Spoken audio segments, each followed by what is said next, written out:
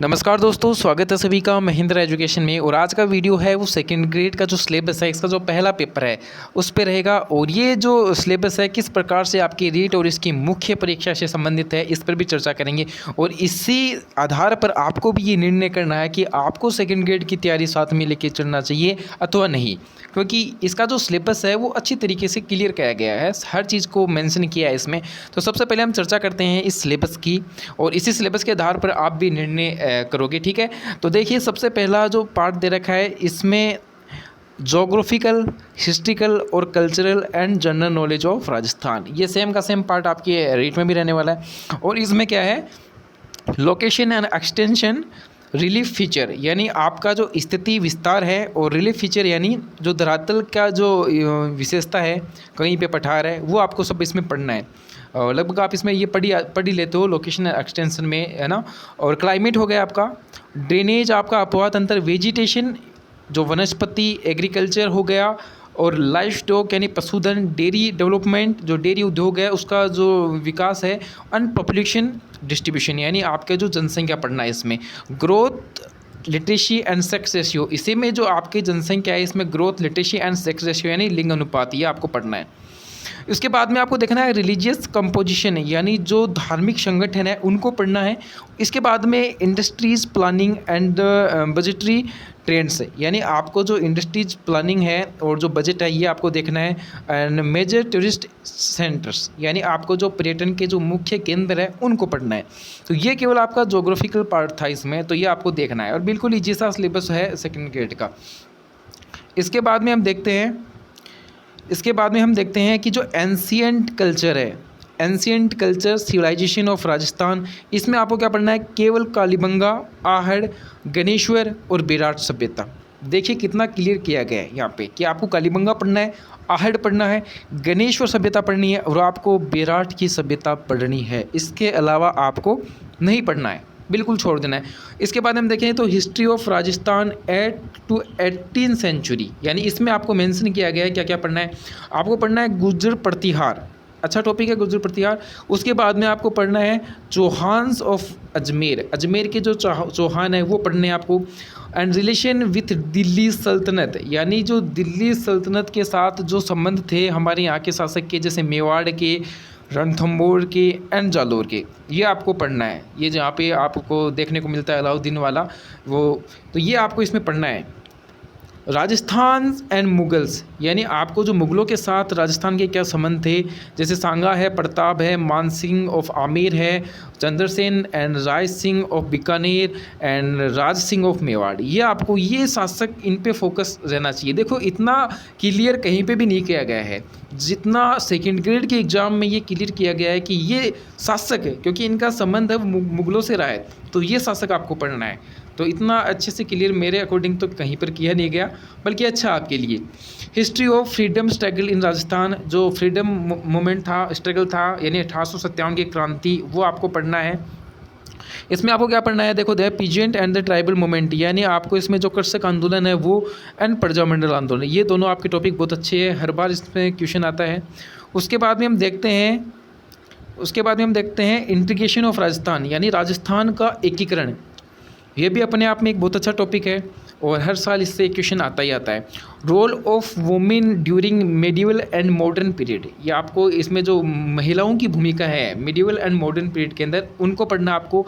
Society and the religion, इसमें देखिए आपको लोक देवता एंड देवियाँ, अच्छा टॉपिक है। संत ऑफ राजस्थान, राजस्थान के संतों को पढ़ना है। आर्किटेक्चर में आपको temple, forts and the places आपको पढ़ना है। पेंटिंग में देखिए वेरियस स्कूल, जैसे मेवाड़ है, आमेर है, विभिन्न प्रकार की स्कूल्स, ये आपको सब पढ़नी है, ठीक है। एंड फेयर एंड फेस्टिवल, आपको जो मेले एंड त्यौहार पढ़ने हैं, इसमें हर साल पूछा गया है फेयर एंड फेस्टिवल से question. And customs and dress and the ornaments, यानी आपको कस्टम्स यानी जो रीति रिवाज है, ड्रेसेस यानी जो वेशभूषा हो गई, और ऑर्नामेंट्स यानी आपके जो आभूषण हो गई, ये आपको इसमें पढ़ना है। देखिए कल्चर को भी कितना अच्छे तरीके से डिफाइन किया गया है, ठीक है। Folk music and the dance, आपको फोल्क म्यूजिक जो लोक गायन और लोक जो नृत्य है वो पढ़ना है। और लैंग्वेज एंड लिटरेचर, आपको भाषा और साहित्य बिल्कुल अच्छी तरीके से मेंशन किया है, अच्छी तरीके से क्लियर किया है, ये आपको टॉपिक पढ़ना है। इसके अलावा दोस्तों आपको कुछ भी नहीं पढ़ना है, कह रहा हूँ कुछ भी नहीं पढ़ना है, क्योंकि जब आप पिछला जो क्वेश्चन पेपर उठा के देखोगे उसमें same as it is syllabus से क्वेश्चन उठाए गए हैं पर्टिकुलर टॉपिक से, ठीक है। तो आपको इनके अलावा कुछ देखने की आवश्यकता ही नहीं है और बिल्कुल ईजी वे में तैयार कर सकते हैं पहला पेपर सेकंड ग्रेड का। क्योंकि आप देखोगे कि जो रीट है और रीट की जो मुख्य परीक्षा है इसमें इससे ज़्यादा ही मतलब राजस्थान का पार्ट पूछने वाले हैं, क्योंकि वहाँ पे लगभग 180-130 नंबर्स का आपका केवल राजस्थान जीके है। और यहाँ पे देखो जो टॉपिक को कितना क्लियर किया गया है, वहाँ पे आपको टॉपिक क्लियर नहीं है, इसलिए वहाँ पर आपको सब पढ़ना है। जबकि सेकंड ग्रेड में टॉपिक क्लियर किए गए हैं कि भाई ये आपको पढ़ना है। और जैसे मैथ्स और ये जो साइंस है इसमें तो मैथ्स भी बहुत कम जाती है, तो वहाँ पर जो फर्स्ट पेपर है उसका रोल बहुत इंपॉर्टेंट होता है, ठीक है। इसके बाद हम चर्चा करते हैं, देखिएगा इसमें आपकी थोड़ी पॉलिटी है। ये पॉलिटी का पार्ट कौन सा है? ऑफिस ऑफ गवर्नर यानी आपको जो राज्यपाल इसमें पढ़ना है। Role and the functions of chief minister यानी आपको सीएम चीफ मिनिस्टर पढ़ना है एंड कैबिनेट इसमें, ठीक है। एंड क्या है? सेक्रेटरी एंड चीफ सेक्रेटरी आपको मुख्य सचिव है ये पढ़ना है, उसकी जो क्या क्या उसका कार्य है ये पढ़ना है। Organisation and the role of Rajasthan public service commission यानी आपको आरपीएससी पढ़ना है। आरपीएससी का पूरा इसमें जैसे आरपीएससी के चेयरमैन है उसमें कितने मेंबर होते हैं, कौन से आर्टिकल्स में लिखा गया है, पूरे कंप्लीट है ना। जैसे 315, 316, 320, 323 ये आर्टिकल्स आरपीएससी से आपके संबंधित है, ठीक है। तो ये आर्टिकल्स आपको देख लेना है। सबसे पहला जो आपका जो आरपीएससी का अध्यक्ष कौन सा, अंतिम क्या है, बिल्कुल छोटी छोटी बातें हैं इसमें, ठीक है। ज़्यादा कुछ बड़ा टॉपिक ही नहीं है, 10 मिनट का टॉपिक है केवल आरपीएससी, ठीक है। एंड इसके बाद में क्या है?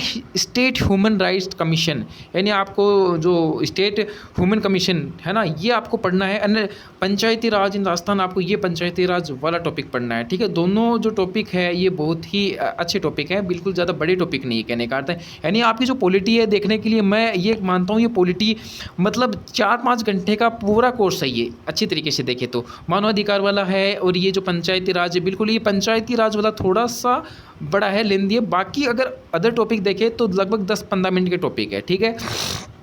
इसके बाद में अगर हम देखें कि करंट अफेयर, तो करंट अफेयर बिल्कुल लास्ट के अंतिम 4 महीने का करंट आपको देखना होता है, तो इसमें ज़्यादा कुछ नहीं। यहाँ पर भी आपको क्लियर किया गया है, क्या किया गया है कि पॉलिटिकल गेम्स यानी आपके जो जितने भी खेल है उससे संबंधित आपका स्पोर्ट्स से एक क्वेश्चन आना है, ठीक है। तो उसमें भी आपको फ़ायदा है, ठीक, क्योंकि आपको ये पूरा नहीं पॉलिटिकल आपको देखना है, जो भी नियुक्तियाँ होती है। पिछला अगर पेपर उठा के देखें तो नियुक्तियों जो नई नियुक्तियाँ हुई हैं जिसकी वहाँ से क्वेश्चन उठाए गए, इस पॉलिटिकल जो नियुक्तियाँ होती है, ठीक है ना। तो बिल्कुल अच्छा सा सिलेबस है। और इसके बाद हम देखेंगे कि general knowledge of world and India. तो general knowledge of world and India इसमें हम देख लेते हैं क्या क्या है, कितना वेटेज की बात हम लास्ट में करेंगे कि कितना वेटेज है, कि इसको ज़्यादा टाइम देना चाहिए आपको, ठीक है। तो हम जनरल नॉलेज ऑफ वर्ल्ड में क्या देखते हैं ये देखिएगा, इसमें दे रखा है आपका continents, ocean and there characteristics यानी आपको जो कंटिनेंट्स यानी जो महाद्वीप है, ओशियन महासागर है, इनकी जो विशेषताएं हैं वो देखनी है। ग्लोबल विंड सिस्टम जो आपकी ग्लोबल विंड सिस्टम है आपको इसको देखना है, ठीक है ना।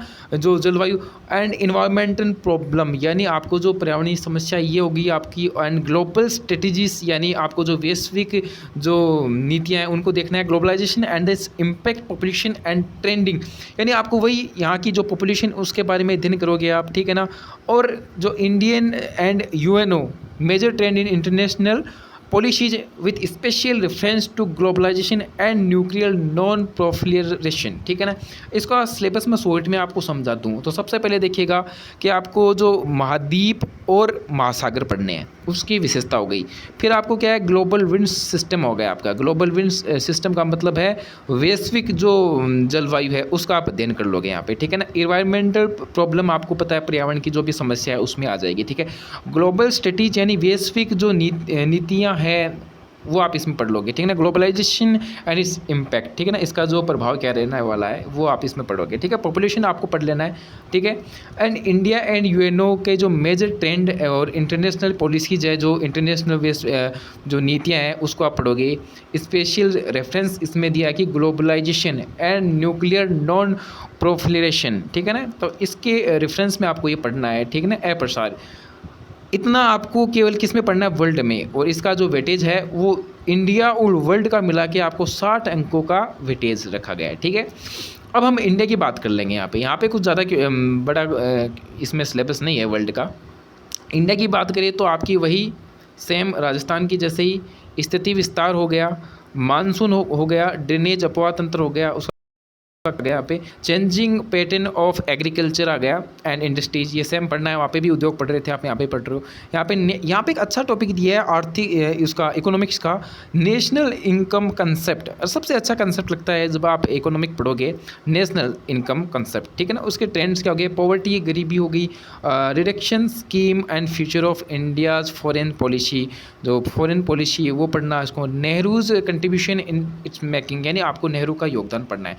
अब नेहरू का योगदान क्यों, आप अगर देखोगे इसमें तो देखो, landmarks in the constitution of history of India with special reference of government of India act 1909, आपको 1909 एंड 1935 आपको पढ़ लेना इसमें।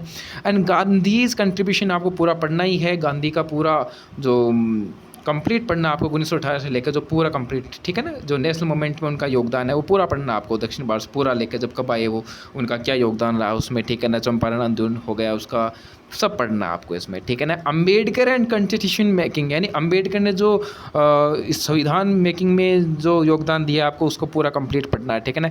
एंड जो संविधान का सैलिएंट उसके फीचर है वो पढ़ने आपको। एंड द फंडामेंटल राइट्स, आपको फंडामेंटल राइट्स पढ़ने हैं आपको। ड्यूटीज़ यानी कर्तव्य और अधिकार, ये दोनों आ गए इसमें, ठीक है ना। एंड इसके अधिकार पूरे पढ़ लेने हैं आपको। और office of an Indian president, आपको जो राष्ट्रपति है वो पढ़ लेना है पूरा, पूरे आर्टिकल्स पढ़ लेने हैं। प्राइम मिनिस्टर पढ़ लेना है पूरा। देखोगे पिछला पेपर तो प्रेसिडेंट के बारे में क्वेश्चन आया था और प्रधानमंत्री के बारे में भी क्वेश्चन आया था, ठीक है, दोनों से यहाँ पे आया था। फेडरल सिस्टम हो गया अपना। एंड मेजर पॉलिटिकल पार्टीज़ आपको पढ़ लेनी है इसमें, जो भी राजनीतिक पार्टी है वो पढ़ लोगे आप इसमें। तो ये पार्ट था आपका जीके से संबंधित सभी। अब जीके के बाद में अगर हम बात करें तो आपकी आती है साइकोलॉजी। और अगर मैं साइकोलॉजी की बात करूँ तो साइकोलॉजी वो सेम है 2 से लेकर जो टॉपिक 8 तक दे रखे हैं, जो आप रीट में पढ़ोगे, जो आप रीट और इसकी जो मुख्य परीक्षा है उसमें पढ़ोगे, वो सेम यहाँ पे रखा गया है। 2 से जो 8 तक के पॉइंट दे रखे हैं, उसमें केवल एक एक्स्ट्रा पॉइंट था, वो एक था जो मुख्य परीक्षा में जोड़ दिया गया आपके, क्योंकि रीट के अंदर आपको 2 से लेकर 8 तक के टॉपिक मिल जाएंगे, लेकिन जो रीट की जो मुख्य परीक्षा है उसमें आपकी एजुकेशन साइकोलॉजी दे रखी है। इसका मतलब ये हुआ कि आपकी जो सेकेंड ग्रेड की साइकोलॉजी है और जो रीट की साइकोलॉजी है एज इट इज़ सेम रहने वाली है। अगर बिल्कुल एक पॉइंट भी डिफरेंस नहीं है इन दोनों में, ठीक है ना। तो बिल्कुल आपको ये पढ़ना ही है। अगर मैं ये बात कहूँ कि आपको केवल और केवल, अगर मैं इसका जो वेटेज की बात करूँ तो वहाँ से आपको सब समझ में आ जाएगा। जब इसका वेटेज की मैं बात करूँगा तब आपको समझ में आएगा कि आपको कौन सी टॉपिक कितने मार्क्स, जैसे टोटल 200 मार्क्स हो गया इसमें। अब इन 200 मार्क्स में से आपको देखो यहाँ पे अगर geographical and historical cultural and general knowledge of Rajasthan 80 marks का है, ये सेम एज इट इज़ आपके वहाँ पे रीट में रहने वाला है, वहाँ पे कोई दिक्कत ही नहीं है। ये 80 मार्क्स आपके ऐसे ही तैयार हो गए। करंट अफेयर्स ये आपको वहीं पे भी रहने वाला है रीट में, जो मुख्य परीक्षा है, तो 20 मार्क्स यहाँ पे, यानी 100 मार्क्स तो यहाँ पे आपके हो गए हैं, ठीक है ना, यानी 50% आपने यहीं पर कवर कर लिया है। फिर मैं बात करूँ general knowledge of world and India, ये 60 मार्क्स अभी आप इसको ऐड मत करो, लेकिन अगर हम एजुकेशन साइकोलॉजी की बात करें यहाँ पे 40 अंक ये ऐड हो गए, यानी 140 अंक की तैयारी तो आप बिल्कुल सेम रीट से और इसकी मुख्य परीक्षा से कर रहे हो। अब बचे आपके 60 मार्क्स।